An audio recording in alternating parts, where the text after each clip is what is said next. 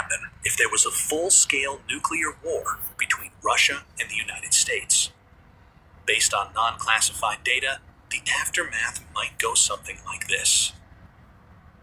When one side launches nuclear missiles, the other side detects them and fires back before impact.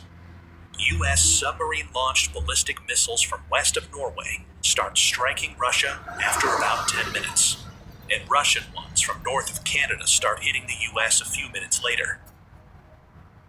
The very first strikes are high-altitude EMP attacks, frying electronics and power grids by creating an electromagnetic pulse of tens of thousands of volts per meter.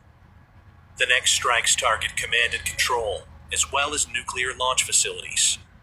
Land-based intercontinental ballistic missiles take about half an hour to arrive.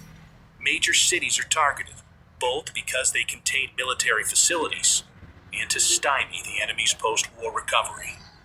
Some cruise missiles take hours to reach their target. Each impact creates a fireball about as hot as the core of the sun, followed by a radioactive mushroom cloud. These intense explosions vaporize people nearby and cause fires and blindness further away. The fireball expansion then causes a blast wave that damages buildings, crushing nearby ones. The United Kingdom and France have nuclear capabilities and are obliged by NATO's Article 5 to defend the US.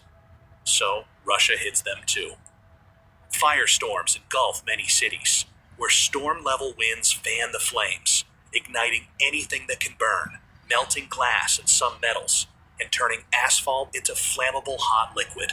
But the explosions, the electromagnetic pulse, and the radioactivity aren't the worst part. Nuclear winter is, caused by the black carbon smoke from the nuclear firestorms. The Hiroshima atomic bomb caused such a firestorm, but today's hydrogen bombs are much more powerful. A large city like Moscow, with almost 50 times more people, can create much more smoke.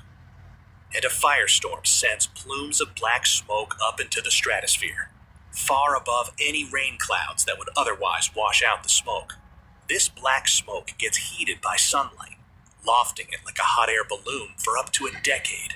High-altitude jet streams are so fast that it takes only a few days for the smoke to spread across much of the northern hemisphere.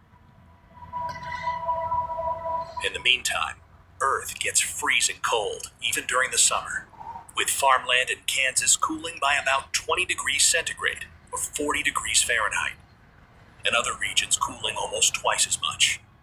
A recent scientific paper estimates that over 5 billion people could starve to death, including around 99% of those in the United States, Europe, Russia, and China. We obviously don't know how many people will survive a nuclear war. But if it's even remotely as bad as scientists think, then it has no winners, merely losers. It's easy to feel powerless, but the good news is that there is something you can do to help. Please share this video, because the more people know about nuclear war, the less likely it is that we'll start one.